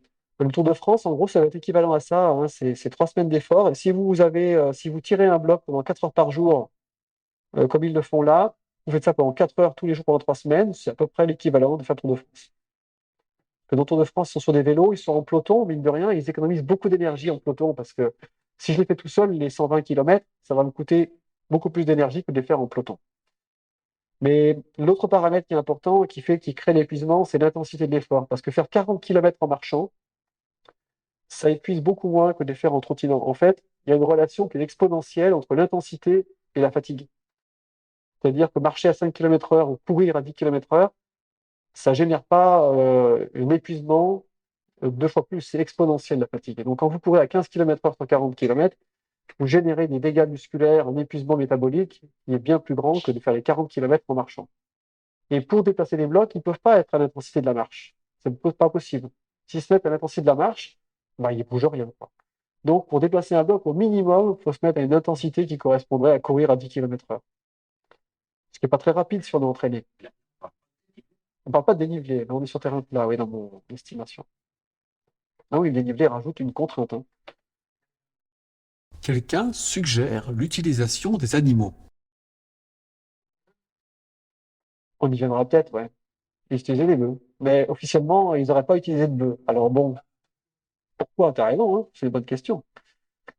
Mais là, en fait, ce que j'essaie de faire, c'est de réfléchir en partant de ce qu'on imagine, de ce qu'officiellement on nous dit, et on voit si c'est tenable, si c'est sérieux ou pas. C'est ça la réflexion que j'essaie de vous partager. Mais oui. Bref, enfin, c'est un petit peu la question que vous aviez posée. C'est qu'en gros, globalement, on peut tenir 4 heures par jour à peu près à bosser comme ça. Et après, en fait, si on va plus loin, en fait, rapidement, on a des crampes, on a des blessures musculaires, et puis on a une fatigue centrale qui va se mettre en place rapidement au fil des jours. Et vous dormez mal, le réveil devient difficile, vous pouvez avoir des troubles de l'appétit aussi. Et donc, vous allez altérer considérablement votre santé très rapidement, en fait. Et donc, si on voulait être un peu sérieux, il faudrait faire ça 1 jour sur 3, quoi. C'est avoir 2 jours de repos, 1 jour de travail à ce rythme-là. Ça vous fait déjà l'équivalent de courir 4000 km par an. Ce qui est déjà beaucoup, hein. C'est déjà beaucoup. Et c'est possible, si vous êtes entraîné. Donc voilà, c'est un peu la même chose. Alors, maintenant, pour vous mettre d'un point de vue énergétique, là, je vous mets une comparaison. Des ouvriers qui vont bosser pendant 4 heures par jour comme ça, la dépense d'énergie qu'ils vont avoir, ça va être environ 2200 kilocalories pour des ouvriers égyptiens d'1m60, 66. Et à ça, il faut rajouter un métabolisme de base, plus les activités quotidiennes qu'ils auront, parce que quand ils auront tiré les blocs, ensuite, ils vont pas s'asseoir et attendre le lendemain, quoi. Ils vont revenir au départ, ils vont avoir des mouvements quotidiens à faire. Donc globalement, sur leur journée, ils ont une dépense énergétique qui revient à courir 35-40 km, ce qui, au niveau alimentaire, si on le replaçait dans l'alimentation, ça représente environ 5000 calories à mettre dans l'assiette. Donc, je vous mets un équivalent. C'est 1 kg de pain. Donc, 1 kg de pain, c'est beaucoup. C'est plus difficile, je pense, à aller avaler. On mettrait 300 grammes de viande, 3 œufs, 200 grammes de fromage, 500 grammes de fruits et légumes, des figues, de l'huile d'olive. Alors, j'essaie de prendre des choses qu'on retrouve en Égypte. Voilà. Ça fait une quantité énergétique importante. Surtout le kilo de pain, à mon avis, si vous avez déjà essayé de manger 1 kilo de pain dans une journée, c'est pas facile. Mais ça, voilà, ça représente ça, quoi. Évidemment, si je bois une bouteille d'huile, ça va beaucoup mieux, mais c'est pas très équilibré. Ça amène des calories, une bouteille d'huile. Alors, ouais, présenté autrement, en Big Mac, ça fait 10 Big Mac. Et si c'était une gamelle de riz, j'aurais pu vous faire, mais vous prenez une marmite de riz, vous faites cuire votre marmite, et voilà, vous avez votre marmite de riz à manger, votre cocotte minute de riz à manger tous les jours. Mais en fait, si on fait ça tous les jours, c'est une dépense énergétique qui est importante et qui met le système digestif à rude épreuve. Un petit détail aussi, combien de temps il faut pour débiter un bloc d'1 mètre cube? Parce que globalement, la pyramide, c'est en moyenne des blocs d'1 mètre cube. Et ce qui est très intéressant, c'est que Franck Burgos, qu'on a vu tout à l'heure, qui a fait des expériences, il a aussi fait cette démarche. Il est tailleur de pierre à l'origine et il s'est dit, bon, on va essayer de tailler les blocs. Et je trouve que c'est un gars qui fait un travail honnête. Et donc, travailler un bloc, évidemment, si j'ai un petit marteau-piqueur comme ça, qui fait 1700 watts, qui fait 1900 coups de 60 joules à la minute, je peux vous dire que la capacité de travail, j'ai vu sur le petit graphique, le rapport entre ce que fait le marteau-piqueur ici et ce que fait un humain, dans le même temps, c'est ça. Donc on voit le petit bout ici, voilà. Et j'ai fait 1 heure de travail, on fait tout ça, avec un marteau-piqueur, 1 heure avec un marteau au burin, on fait ça. Et c'est la raison pour laquelle, sans cette expérience qu'on va voir, ils ont mis un certain temps. Le travail est extrêmement long et fastidieux. Comment faisaient alors les anciens Égyptiens pour avoir un rendement plus efficace? Moi, ce que dalle. Ouais. J'ai eu l'idée l'année dernière de mouiller la pierre parce que j'ai rencontré de gros problèmes lors de mon expérience avec les outils en cuivre. Je me suis rendu compte qu'il y avait beaucoup de sel dans la pierre. Le sel étant soluble, j'ai eu l'idée de mouiller la pierre pour voir si ça l'attendrissait. Et on a eu une progression quasiment 5 fois plus rapide en mouillant la pierre. On se rend compte que la pierre est vraiment friable. Elle s'écrase avec les doigts, elle est plus structurée comme elle était avant d'être mouillée. Personne jusqu'ici n'a expérimenté ce type d'expérience archéologique en utilisant de l'eau. Ce n'est mentionné dans aucun texte ou bas-relief antique. Si son intuition est juste, c'est une véritable découverte.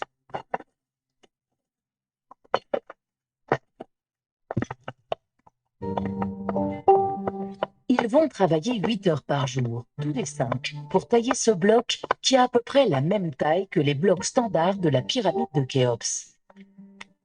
Et toutes les demi-heures, il faut réaffûter les outils en cuivre.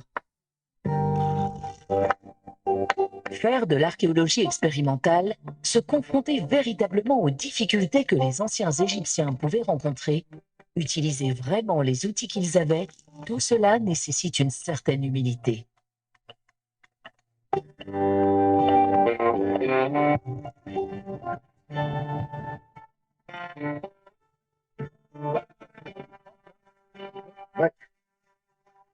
Non, alors j'avais pas vu, ça a vraiment vachement avancé là. Avec 1 litre d'eau, normalement, on arrive à enlever 7 cm. Sur 50 cm par 50 cm. Si jamais on n'avait pas mouillé, on en serait à 10 cm de la surface sur tout le tour. Non, c'est une énorme découverte, ça.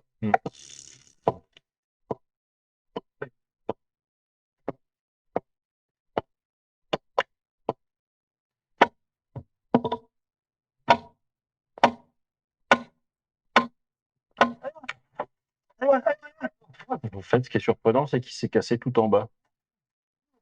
On voit la fissure qui descend là-bas. Et il a été chercher le point le plus bas. Et il s'est cassé tout en bas.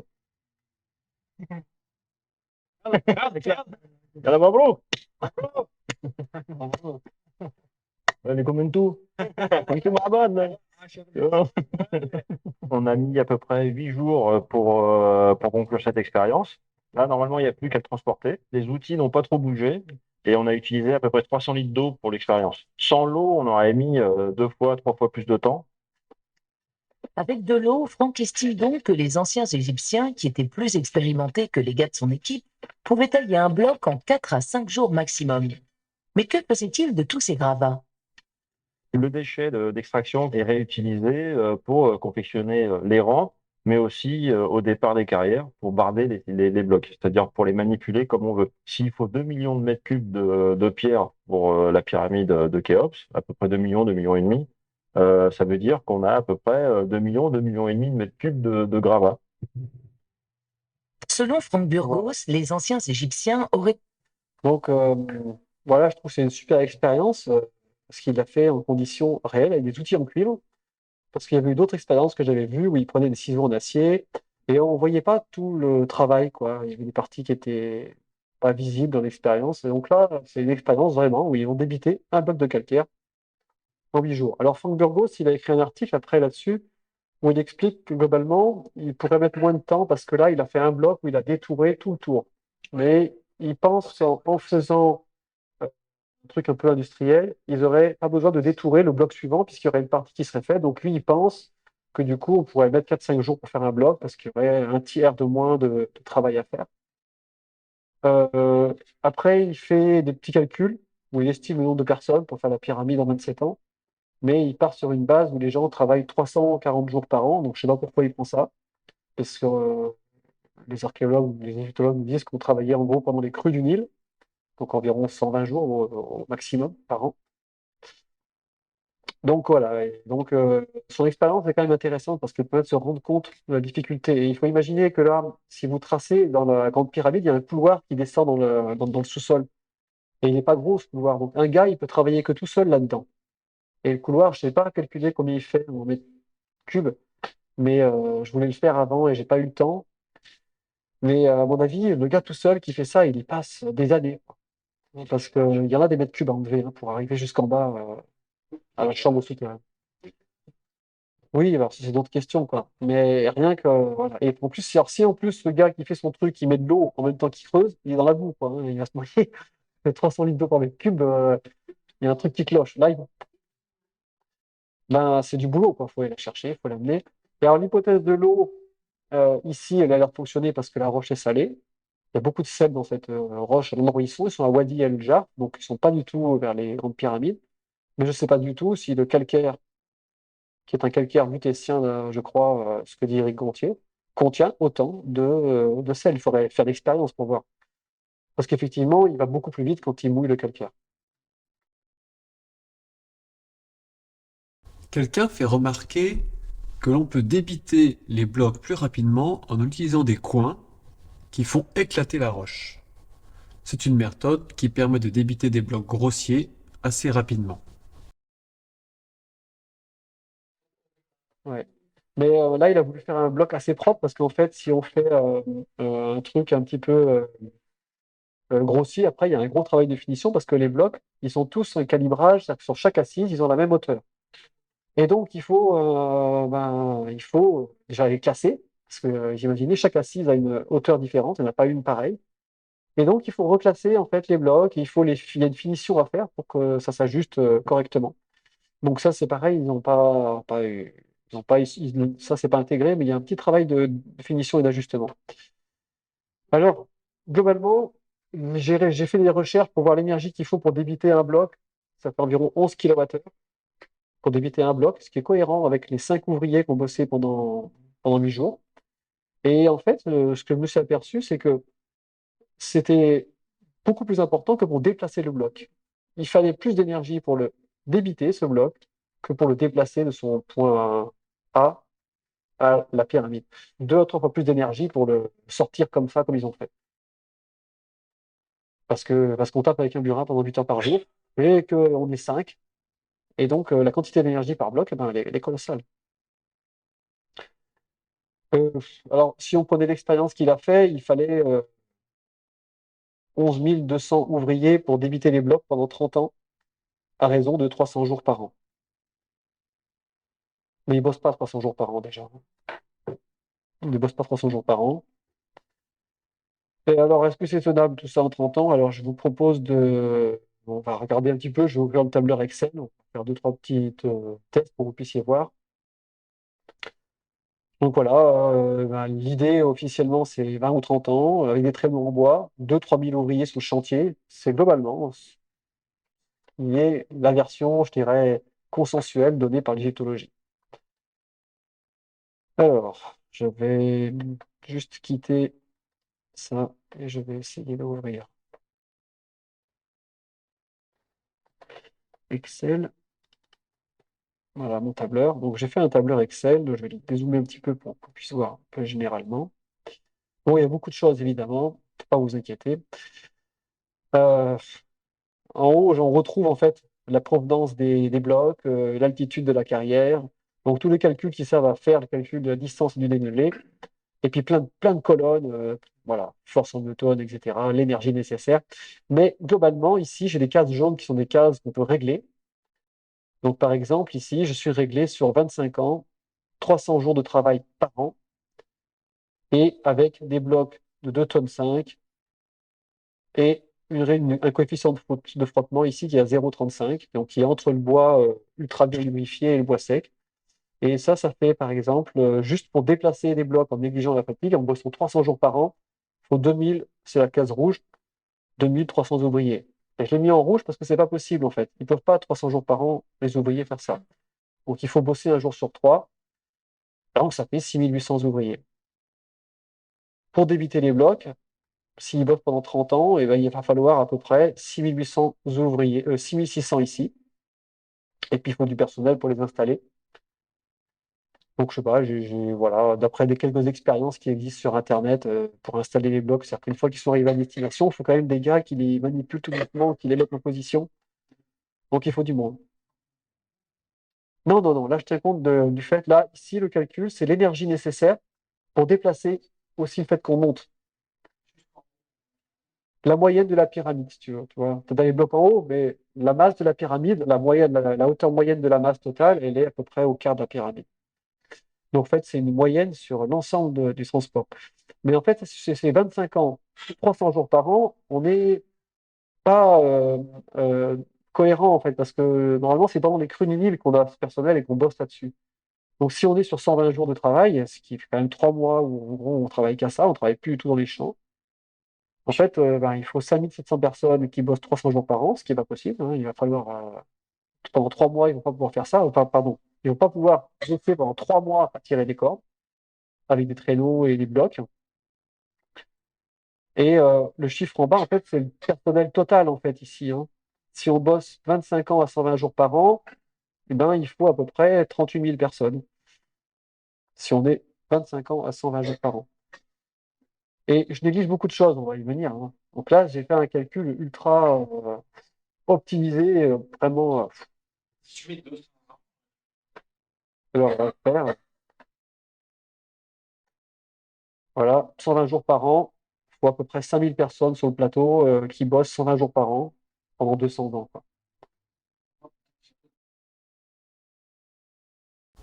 Quelqu'un fait remarquer que les ouvriers étaient hautement qualifiés et qu'ils ne pouvaient peut-être pas être à la fois paysans et tailleurs de pierre à leurs heures perdues.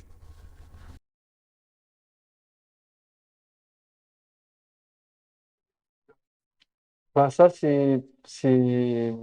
les égyptologues, ils disent pas ça, quoi. Enfin, ils disent c'est les ouvriers qualifiés, mais pour eux, c'est les gens, 90% de l'Égypte était paysanne, quoi. Et après, il y a des scribes, des boulangers, tout un tas d'artisans.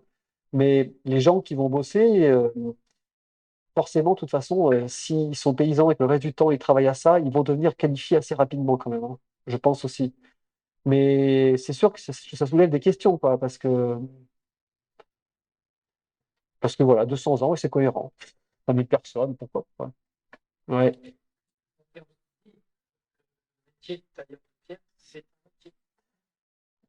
Ouais. Mais, mais tu sais, dans l'expérience, là, en fait, il n'y a que Franck Burgos qui est professionnel. Les 4 autres, en fait, sont pas professionnels. Mais ils ont quand même débité les blocs. En fait, ce qui va être très exigeant, ça va être de la finition, de l'assemblage. Voilà, ça va être très exigeant, ouais. Oui, c'est ça, c'est extraire, voilà. Voilà, c'est ça. Et là, ce que je vous mets là, en gros, c'est extraire, déplacer, quoi, hein. On n'est pas dans la finition, on n'a pas le contrôle de précision, on n'a pas non plus, alors très important, les rampes, parce que les rampes, il faut les construire. Et elles peuvent peser un poids colossal. Voilà. Donc là, ici, c'est un calcul ultra minimaliste. Si, je l'ai intégré. Ouais, j'ai intégré le granit qui vient d'Assouan. Si, j'ai intégré ça dans mon tableau. Tu vois, j'ai une zone, je crois, chambre haute, 4000 tonnes de granit, en fait, et avec son parcours, le dénivelé. Si, j'ai tenu compte de ça, ouais. Alors voilà, c'est un tableau, je perfectionne petit à petit, mais la question, effectivement, de ces gens-là, il faut les nourrir. Et en fait, à cette époque-là, 90% de l'Égypte serait paysanne parce que les rendements agricoles sont pas aujourd'hui. Aujourd'hui, un paysan, il peut nourrir 4000 personnes. Il a des tracteurs pour une puissance de 300 chevaux, 500 chevaux. Mais globalement, au Moyen Âge, une personne parvenait à nourrir 1,7 personnes. Donc lui-même, plus 0,7 portions d'une autre personne. Et dans l'Égypte ancienne, on est toujours dans des rendements qui sont entre 1 et 2, quoi. C'est-à-dire que c'est très difficile de nourrir un paysan ne nourrit pas 15 personnes. Combien? 2,5 ils estiment? C'est beaucoup, hein. Moi, j'ai pas trouvé les sources, mais si tu as des infos, ouais, moi, voilà. Mais du coup, il faut nourrir les gens. Et donc, il faut avoir à disposition des gens qui vont bosser que à ça, à nourrir ces ouvriers qui, eux, sont pas en train de produire à manger. Enfin, il y a plein de choses qui sont des pistes de réflexion où il faudrait intégrer tout ça, quoi. Mais donc là, je vous donne une estimation ultra basse du nombre de pertes du personnel. Et moi, je pense que je suis très en dessous de ce qu'il faudrait. Une question, d'où venait le bois en Égypte? Bah, a priori, ils disent que ça vient du Liban, il y aurait des commerces importants avec le Liban où le bois serait acheminé par des bateaux. Et puis, voilà. Mais bon, le bois, ils le font venir en grande partie parce qu'ils n'ont pas un stock de bois aussi important que ce que dit Adel Kelani au début, là, où il dit qu'on a de l'acacia, il y en a partout au bord du Nil. C'est un petit peu à l'emporte-pièce ce qu'il explique parce que globalement, le bon bois ne viendrait pas d'Égypte, quoi. Les bois vraiment de charpente qu'ils utilisaient ils commerçaient, quoi. Je vais revenir sur le diaporama. Alors, je vous montre tout ce que j'ai pas intégré, justement. Alors, le déplacement des gravats, parce que quand on travaille les blocs, eh ben, on produit plein de gravats, donc il faut les déplacer, éventuellement s'en servir pour faire des rampes. Ça peut représenter jusqu'à 2 millions de tonnes. Donc ça, c'est pareil, il faut le déplacer, il faut le maçonner, il faut que ça tienne. Je ne raconte pas le boulot, quoi, hein. On est presque à doubler la quantité de travail, quoi. Que j'ai pas intégré un autre fait, c'est que moi, mes calculs, là, c'est un déplacement en continu. C'est-à-dire qu'on commence à bouger, et puis ça glisse tout seul, quoi. Il n'y a pas de problème, il n'y a pas de virage, on ne s'arrête pas. Parce qu'à chaque fois que vous allez vous arrêter, parce que vous avez 60 convois à la queue leu, il y en a un qui a déraillé, je ne sais pas, ça arrête tout. Quand vous vous arrêtez, pour redémarrer, il faut beaucoup plus d'énergie qu'un travail en continu.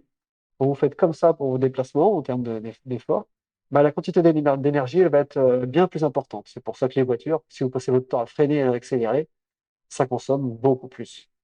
Donc ça, je n'ai même pas intégré ça. Donc si je rajoute ça, je vais encore devoir augmenter l'addition. Euh, bon, la construction des enceintes autour, les temples, les petites pyramides à côté, il y en a aussi, ça fait un sacré boulot. La présence des forgerons, des charpentiers, des cordiers nécessaires à l'entretien des outils. Les cordes, enfin, j'imagine les cordes, il faut les recycler régulièrement. Et puis un temps aussi à contrôler l'édifice aussi. Il faut des gens qui passent leur temps, parce que les blocs, si on les plante pas au bon endroit, si c'est pas le bon bloc, il faut l'enlever. Donc c'est parce que comme ils ont tous une assise, a priori dans les moteurs, si on s'est planté, bah mince, enfin, il y a un boulot de contrôle permanent en fait là-dessus. Et puis alors, le temps nécessaire à la finition des blocs est colossal. Les blocs de parement, Adel Kelani qu'on voit au début, il a essayé d'en faire un. Et on le voit dans le documentaire où il dit, oh là là, mais je pensais pas que ce serait si long de faire la finition, la pente et tout, d'ajuster. Et ils ont mis un temps fou pour ajuster, pour finaliser la pente des blocs, quoi. Autant de temps pour la finition que pour débiter le bloc, en fait. Alors il y a pas beaucoup de matière à enlever, mais ils ont mis un temps colossal à la finition. Et un autre point qui est très important, c'est les conditions météo qui rendent beaucoup plus difficile ce travail physique. Pourquoi? Parce que on est au mois de juillet-août en Égypte. Et les conditions thermiques sont pas favorables. En Égypte, j'ai fait des recherches pour voir un petit peu la température et le pourcentage d'humidité pendant l'été. Donc voilà les températures maximales. Elles varient entre 34 et 39 degrés ou 34 et 43 degrés au mois d'août, et avec l'humidité. Et les températures moyennes en journée, hein, elles sont à 30, toujours au-dessus de 30 degrés. Eh ben oui, exactement. Parce que ça, c'est quelque chose. Pourquoi les marathoniens, ils font pas des marathons sous la canicule? Parce que c'est pas possible. Ils peuvent pas courir, en fait. Un marathonien, s'il fait 35 degrés, il y en a un paquet qui meurt, s'ils sont pas entraînés, hein, parce que tout simplement, ils se déshydratent très vite et donc les liquides du corps humain se diluent ou se concentrent trop. Résultat, il y a des arythmies cardiaques et ça provoque des troubles qui peuvent être très graves. Et chaque année, sur des marathons de masse, il y a des accidents cardiaques parce que des gens sont pas assez préparés et il fait 20 degrés, hein. Il y a 20 degrés, des gens pas préparés, ils peuvent arriver à être en hyperthermie. Alors, c'était à peu près chaud quand même. C'était pas, ils n'avaient pas 20 degrés, hein. Et les coureurs cyclistes, ils peuvent rouler par 35 degrés. Parce qu'en fait, quand on roule à 40 km/h, vous avez un système de refroidissement qui est important du fait qu'on est dans l'air et que du coup, c'est comme si vous aviez un ventilateur qui vous refroidit. Bon, quand il fait 39-40 degrés, ils ont beaucoup plus de mal parce que là, se refroidir, c'est compliqué à 39 degrés. Mais courir quand il fait 35 degrés, ça n'a rien à voir avec pédaler quand il fait 35. Ça n'a rien à voir parce que trottiner, en fait, vous n'arriverez pas à refroidir votre corps. Et là, il tire des blocs à des vitesses très lentes. Donc, pour se refroidir, eh ben, avec l'échange thermique avec l'air, c'est très difficile. Et ce qui peut rendre encore plus difficile, c'est si l'air est très humide. Si l'air est humide, en fait, la transpiration ne s'évapore pas et donc, du coup, on ne refroidit pas. Quand l'air est sec, on arrive à transpirer un maximum, la transpiration s'évacue, c'est possible. Et donc, en fait, on connaît en physiologie de l'effort, on connaît un petit peu les zones possibles. Par exemple, ici, ce que vous avez en vert, c'est les températures et le pourcentage d'humidité qui sont tolérables. Donc, s'il y a 50% d'humidité ici, 29 degrés 4, la température de l'air, ok, c'est faisable, on est dans une zone où l'effort reste confortable, possible. Mais si on passe à une température de l'air qui est à 32 degrés, puis 35 degrés par exemple, on passe dans des zones orange. Vous voyez, orange, c'est risque sévère, épuisement thermique probable, accident cardiaque, malaise vagal, etc. C'est au niveau de la mer là. Ouais. Donc, on connaît très bien en fait les capacités de travail en pleine chaleur. Et c'est pas pour rien que les marathoniens, ils font jamais les marathons quand il fait 25 degrés. Les marathons, souvent, ça se passe le matin, il fait 15 degrés. Si vous avez vu les Jeux Olympiques à Athènes en 2004, il faisait chaud. Ils ont fait un temps assez mauvais au marathon. Il y a eu beaucoup d'abandons et c'est un Italien qui gagne, qui s'était préparé à la chaleur, qui s'arrosait tous les kilomètres. Et donc, c'est très important ce paramètre parce qu'en gros, les conditions thermiques en juillet-août, elles se situent à peu près ici. Donc, vous êtes en plein soleil à bosser. En fait, sur un effort intense, c'est très difficile. C'est même dangereux, en fait, normalement. Alors, si vous êtes dans des carrières en plein été, les carrières, ça fait un peu l'espèce de four solaire. Très dur. Ouais, ouais, c'était pendant l'été, ouais. Et donc, c'est bosser pendant l'été, et en fait, sur des efforts très physiques, il y a un truc qui cloche, quoi, parce que normalement, on ne peut pas tenir des efforts intenses, quoi, par cette chaleur-là. Et ça, c'est un paramètre qu'on néglige beaucoup. Alors, quelques éléments de comparaison. Ici, c'est des Japonais qui ont essayé de faire une pyramide dans les années 70. Alors, ils n'ont pas réussi, en fait, c'est pour ça qu'ils ont fait appel à des grues et des camions. Ils avaient essayé pourtant de reproduire avec des rampes, et les rampes, ils n'ont pas réussi parce qu'elles s'effondraient, en fait. Elles n'étaient pas suffisamment solides, donc quand ils amenaient les blocs, les rampes s'affaissaient. Et c'est pour ça qu'ils ont fait appel à des grues et des camions pour porter les blocs, parce qu'ils n'arrivaient pas avec les rampes, en fait. Combien de temps ont-ils mis pour faire cette petite pyramide?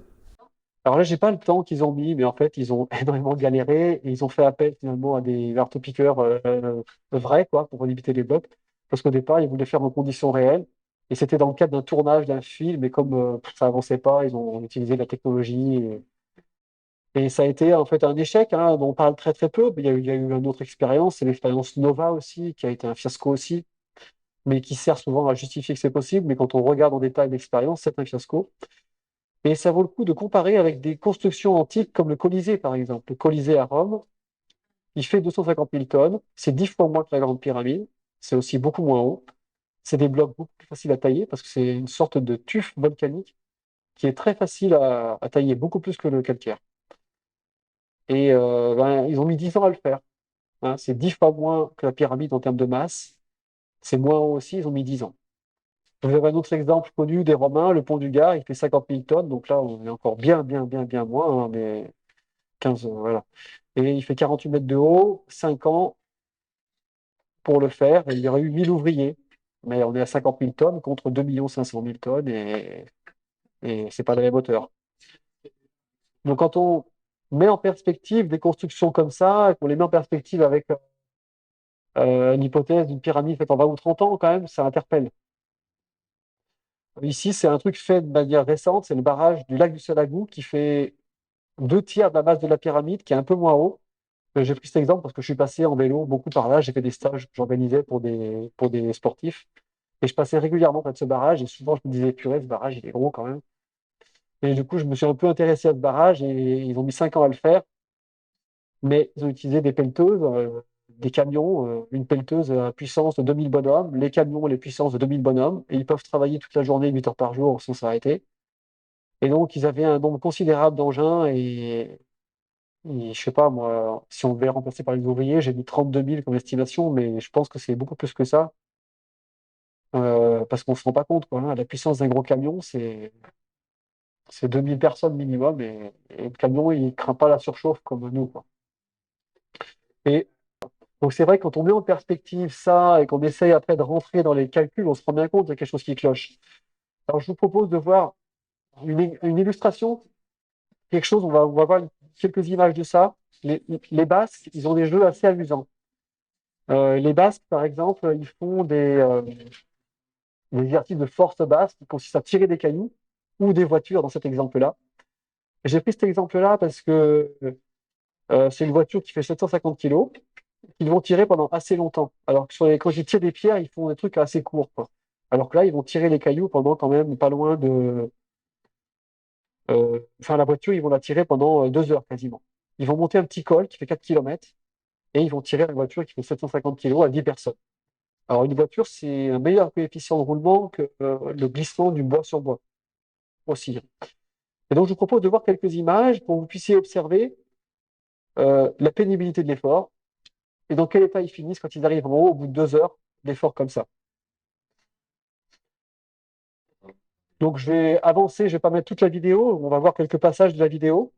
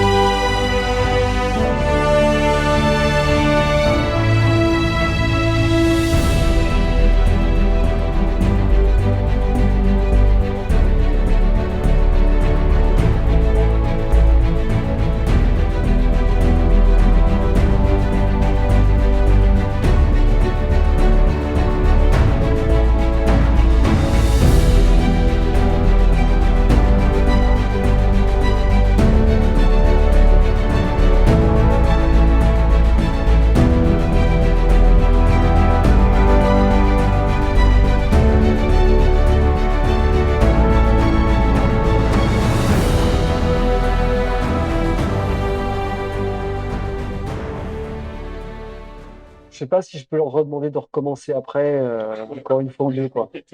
Voilà.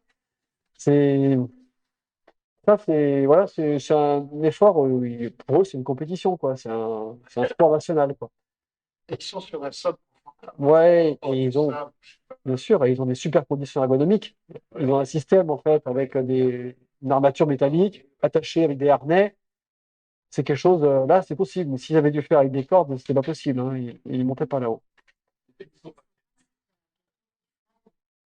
Quand il s'arrête, donc elle repart. Oui, la voiture, on va pas en arrière, ouais. C'est pour ça qu'il y a quelqu'un dedans, ouais. Ouais, ouais. Non, il n'y en a pas. Et c'est aussi pour ça qu'il faut pas que ça soit trop bien comme frottement, parce que si on monte un bloc et que ça glisse comme du verglas, dès qu'on s'arrête, ça repart en arrière. Mais voilà, donc c'est pas facile. Et cet exemple-là, il y a des vidéos, vous pouvez aller voir, ça s'appelle Bison Proba. C'est comme ça que s'appelle ce sport basque. Et il y a plein de sports de force comme ça où ils font ce genre de choses rigolotes. Euh, voilà. Là, ils ont fait environ, que je te dis pas de bêtises, ils ont fait une côte qui fait quand même 4,2 km, 6,7%, 6,7 degrés, pardon, 12% de moyenne. C'est une côte qui, c'est quand même dur. C'est équivalent à peu près à avoir fait 2 transports de blocs. Voilà, donc je suis un peu, ouais, je suis un peu à la bourre, mais j'ai essayé de vous mettre quand même 2, 3 diapos en plus, puis si je finis pas, ben c'est pas dramatique, mais sur la partie construction, j'ai fait le gros de la réflexion.